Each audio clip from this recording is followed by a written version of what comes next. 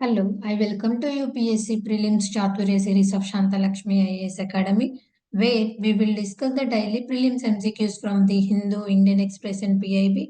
Let's get started. The first question. Consider the following statement with respect to World Sustainable Development Summit 2024. It is the annual flagship event of the Energy and Resources Institute. WSDS 2024 will take place on the theme Leadership for the Sustainable Development Climate Justice. WSDS 2024 is the 22nd edition of the summit. How many of the statements given above are correct? Only one, only two, all three, none of the above. This was in news recently. The Vice President inaugurated World Sustainable Development Summit in New Delhi. About this summit, it is the annual flagship event of the Energy and Resources Institute.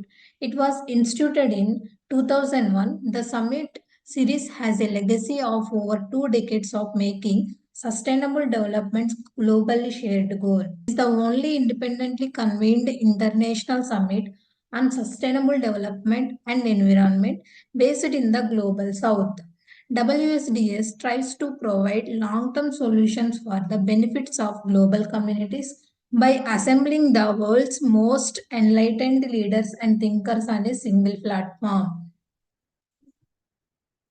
WSDS 2024 is the 23rd edition of the summit. The theme of this Leadership for the Sustainable Development Climate Justice.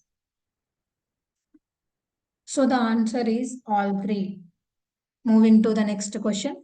Consider the following statements about PLI scheme for white goods. PLI nothing but production linked incentive scheme. It is designed to create a complete component ecosystem for air conditioners only. It proposes a financial incentive to boost domestic manufacturing and attract large investments in the white goods and manufacturing value chain. Which of the statement given above is not correct? One only, two only, both one and two, neither one or two. A official statement said that the application of certain companies for claiming incentives under the production linked incentive scheme for the white goods, that is nothing but white air conditioners and LED lights, are under examination and there is no delay in disbursement. PLA scheme for white goods. It is designed to create a complete component ecosystem for air conditioners and LED lights industry in India and make India an integral part of the global supply chains. The scheme was notified by the Department for Promotion of Industry and Internal Trade in 2021. The scheme will be implemented as a pan-India scheme and is not specified to any location, area or segment of population. The objective of this scheme, it proposes a financial incentives to boost domestic manufacturing, attract large incentives in white goods manufacturing value chain. Its prime objective is include removing sectoral disabilities, creating economics of the scale, enhancing exports, creating robust component ecosystem, and employment generation. The incentive of this, the scheme will extend an incentive of 4 to 6% on incremental turnover over base year of goods sold in India and exported to global markets to eligible companies for a period of 5 years. The eligibility of this applicant can be any company that should be incorporated in India under the provision of the Company Act 2013. Eligibility shall be subjected to the achievement of thresholds of net incremental sales of eligible products for the respective financial year over the base year and cumulative incremental investment in the preceding financial year. Any entity availing benefits under any other PLI scheme of Government of India will not be eligible under the scheme for the same product. Time period of this, it is to be implemented over financial year 2021-2022, financial year 2028 to 2029. So the answer is one only, because it is designated to create a complete component ecosystem for air conditioners and LED lights. Not only air conditioners. Moving to the next question. Kilkari program, a mobile health initiative recently launched in which states? Option A, Karnataka and Maharashtra. Option B, Uttar Pradesh and Madhya Pradesh. Option C, Bihar and Jharkhand.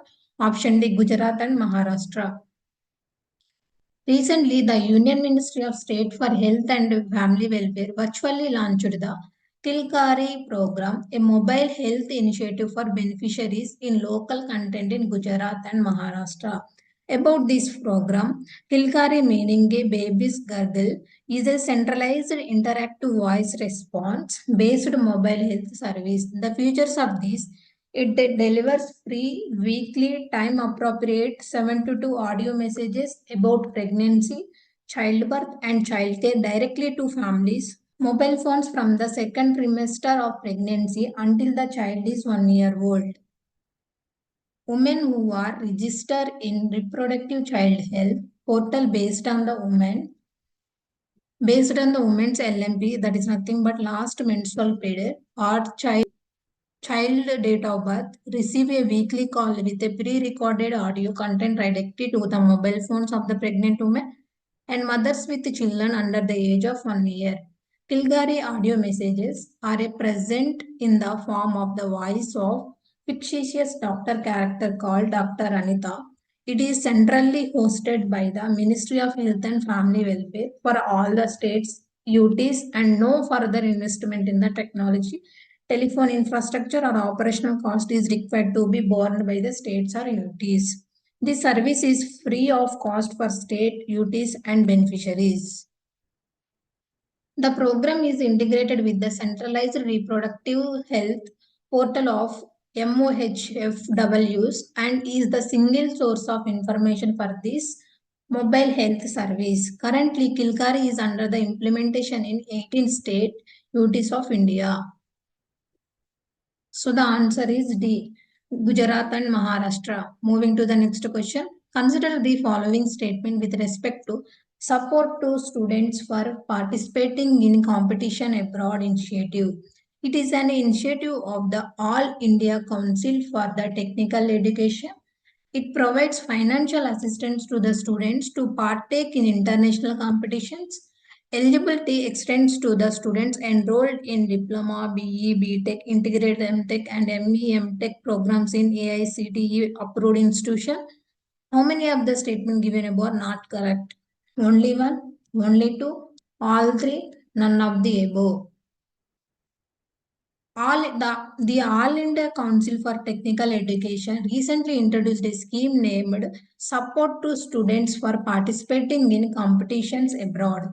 About this initiative, it is an initiative of the All India Council for Technical Education aimed at bolstering the global competitiveness of the Indian students in technical education. It is designed to financially support students aspiring to compete in international scientific events. Financial assistance and mentorship of this initiative under the SSP-PCA scheme, individual students or the student teams are eligible to receive a travel grants to partake in international competition. The assistance of encompasses financial aid, mentorship, logistical support, and networking opportunities, enabling students to represent India on a global platform effectively. Financial aid provided by the AICTE scheme reached up to 2 lakh per student, covering various expenses like international and domestic travel, registration fee, visa applications, accommodations, airport taxes, travel insurance, and equipment costs related to the competition. The eligibility of this initiative was eligibility extended to the students enrolled in Diploma, BE, BTech, Integrated MTech, ME, MTech program in AICTE approved institution. Each team of student is eligible for financial support under the scheme once during their course of study. So the answer is D, none of the above, because all three statements given above are correct. Moving to the next question. Regarding the Swadesh Darshan scheme, consider the following statements. It is a centrally sponsored scheme. It aims to generate livelihood by promoting culture and heritage in identified regions. Which of the statements given above are correct? One only, two only, both one and two, Neither one or two. The Ministry of Tourism recently included the UNESCO World Heritage Sites of Ajanta and Ellora Caves in Chhatrapati Sambhaji Nagar in its Swadesh Darshan scheme too. About Swadeshi Darshan scheme, it was launched in 2015 by the Ministry of Tourism, Government of India, to develop sustainable and responsible tourism destinations in the country. It is 100% centrally funded scheme. Under the scheme, the Ministry of Tourism provides financial assistance to state governments, union territory administration, and central agency for the development of tourism infrastructure in the country.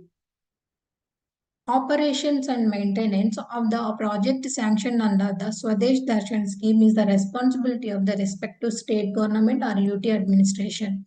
Swadeshi Darshan 2.0, the Ministry of Tourism has revamped its Swadeshi Darshan scheme as a Swadeshi Darshan 2.0 for the development of sustainable and responsible tourist destinations covering tourism and allied infrastructure, tourism services, human capital development, destination management, and promotion, backed by policy and institutional reforms. The main objective of the Swadeshi Darshan 2.0 scheme envisages increase in private sector investment in tourism and hospitality. It may help in increasing public-private partnership in the field of tourism and operation and maintenance of the assets created under the scheme. So the answer is 2 only, because it is a central sector scheme, not centrally sponsored scheme. Thank you. This is the today's session.